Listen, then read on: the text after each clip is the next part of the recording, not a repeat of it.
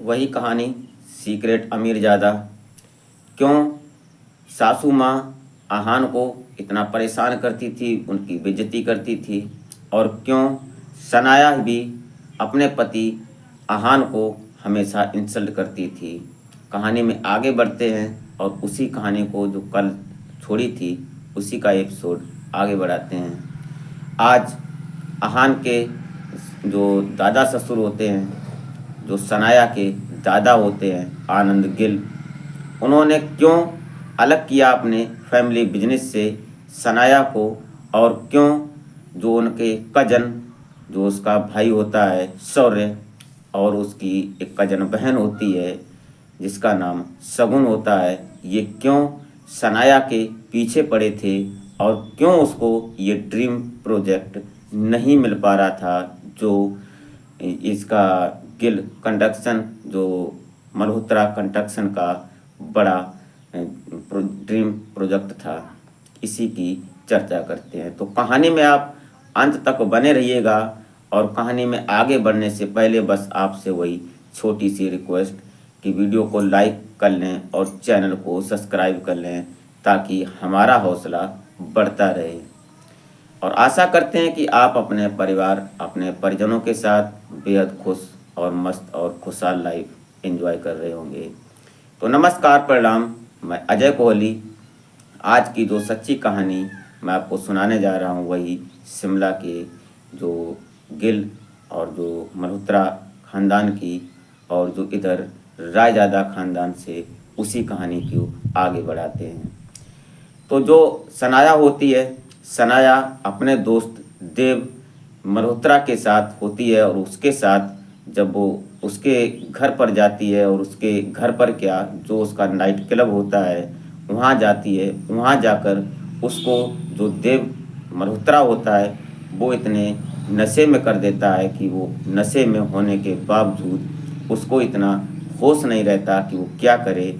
और इधर जो आहान होता है, आहान की सासू माँ यामिनी इधर आहान को परेशान करती है, उसको डांट फटकार लगाती है, उसकी इंसल्ट करती है और बोलती है कि कहीं से भी कैसे भी करो हमारी बेटी को फटाफट घर ला लेकर आओ, इस घर में उसको दाखिल करो। ऐसा ही होता है। जो आहान होता है वो अपनी बाइक उठाता है और बाइक उठाकर जाता है, और उसको पता था पहले से, क्योंकि देव जो जो देव मल्होत्रा होता है उसके यहाँ इसकी फैमिली जो बिजनेस का सिस्टम था वो अक्सर कर वहाँ जाती थी, और उसी के साथ गई थी उसके सामने। उस ऑफिस से जब निकली थी तो सीधा ये बाइक उठाता है और उसके वहाँ पहुँचता है। वहाँ जाकर देखता है कि जो देव मल्होत्रा होता है ये उसके साथ कुछ गलत करने की फिराक में था, और वो जो जो ये होती है, ये क्या नाम, सॉरी यार, ये सनाया जो होती है, ये सनाया नशे में थी इसलिए उसको पता नहीं चल पा रहा था।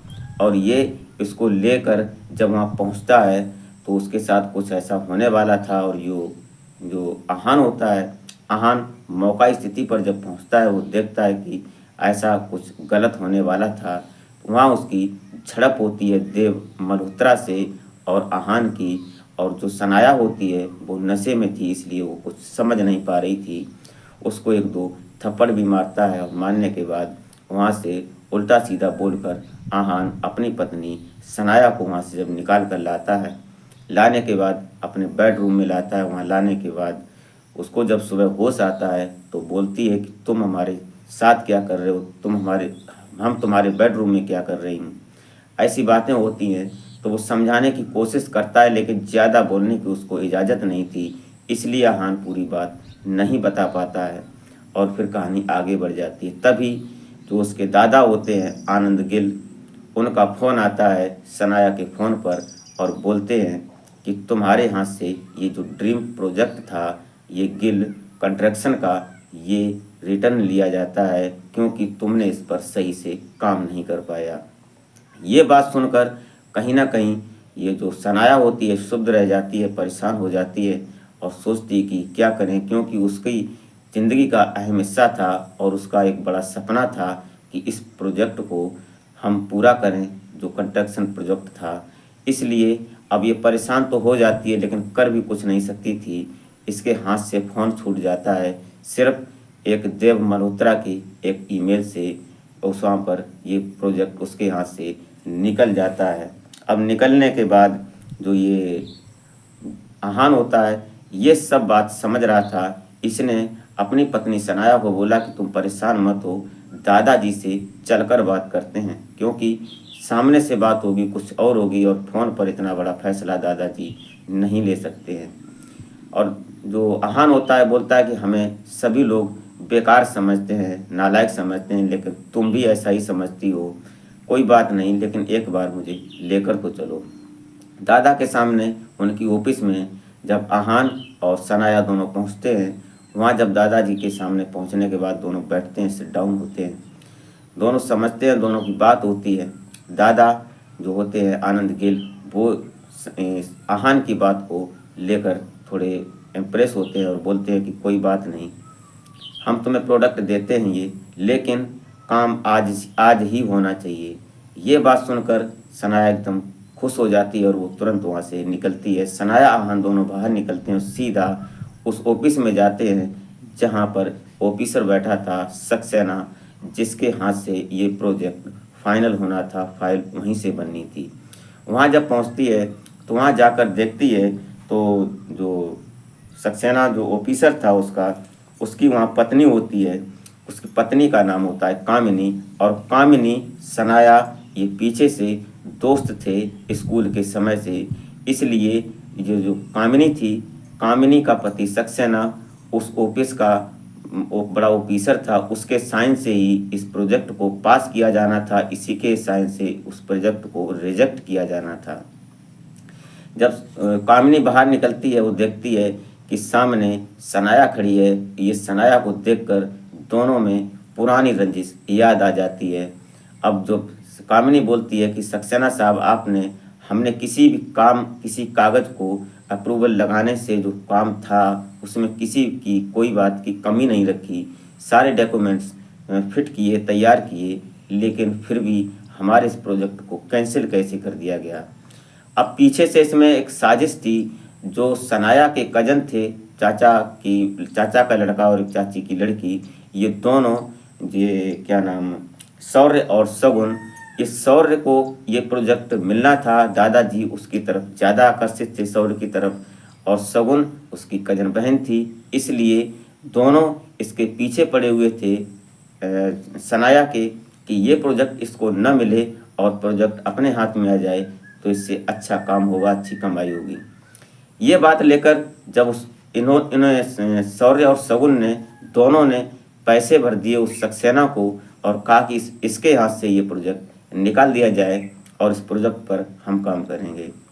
और उसी लगे हाथ जो उसकी कामिनी होती है, सक्सेना की पत्नी, और सक्सेना की पत्नी की रंजिश कामिनी से थी, इसलिए तार कहीं ना कहीं एक ही मिल जाते हैं। और मिलते इसलिए हैं क्योंकि जो कामिनी थी, कामिनी इसकी पहले स्कूल समय की सहेली थी, और जब कामिनी की शादी की रुकाई हुई थी, उस शादी की रुकाई में उसने अपने सहेलियों को ये बात जब शेयर की कि हमारी शादी फिक्स हो गई है और हमारी शादी फला फला डेट में है, इसलिए, और जो ये कामिनी होती है, कामिनी कहीं ना कहीं सगुन की इस बात को, वो कामिनी की शादी की मजाक उड़ाती है सगुन, क्योंकि जो कामिनी का पति था उस समय बेरोजगार था जब उसकी शादी होने की तय हुई थी, इसलिए ये मजाक उड़ाती है। और मजाक इतनी उड़ाती है कि जो सहेलियां थीं वो सभी इसकी मजाक बना देती हैं, इसकी